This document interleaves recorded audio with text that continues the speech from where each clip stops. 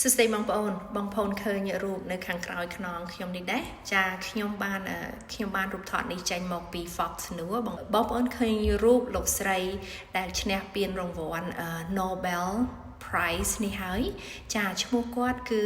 Laureate Maria Corina Machado អូយឈ្មោះស្ដាច់ឈ្មោះបងប្អូនអត្តន័យដែលលោកស្រីបាននិយាយនៅក្នុង Fox News បងប្អូនចាលោកស្រីបាននិយាយថា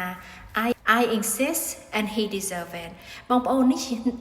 អត្តន័យនេះមានអត្តន័យដ៏ជ្រាលជ្រៅក៏បងប្អូនអ្វីដែលគាត់និយាយនេះគឺគាត់បានទទួលថាគាត់ជាអ្នកបានទទួលពានរង្វាន់បងប្អូនក៏ប៉ុន្តែគាត់នៅតែដូចថា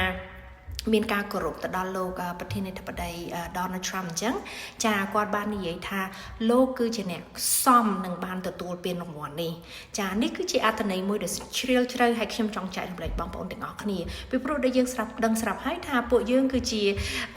group មួយដែលចង់ឲ្យលោកប្រធានាធិបតី Donald Trump ជាអ្នកឈ្នះចាក៏ប៉ុន្តែចំពោះលោកស្រីគឺថាបានទទួលពានរង្វាន់នេះចាជាអ្នកឈ្នះបានទទួលពានរង្វាន់ក៏ប៉ុន្តែអត្ថន័យរបស់លោកស្រីដែលលោកស្រីបាននិយាយនេះគឺថាលោកស្រីជាអ្នកបានទទួលក៏ប៉ុន្តែលោកប្រធានាធិបតី Donald Trump សមជាអ្នកដូចថាបានរង្វាន់នេះបងប្អូនអត្ថន័យនេះជ្រាលជ្រៅបងប្អូនណាហើយគឺជាការមួយដែលខ្ញុំសប្បាយចិត្តពីព្រោះខ្ញុំក៏គិតដូចគាត់ដែរថាលោកប្រធានាធិបតីបានទទួលក៏ប៉ុន្តែការជ្រើសរើសមិនមែនទៅលើគាត់ទេបងប្អូនទៅលើអ្នកដែលគេជ្រើសរើសចាអញ្ចឹងគេជ្រើសរើសយកលោកស្រីតែលោកស្រីនៅតែ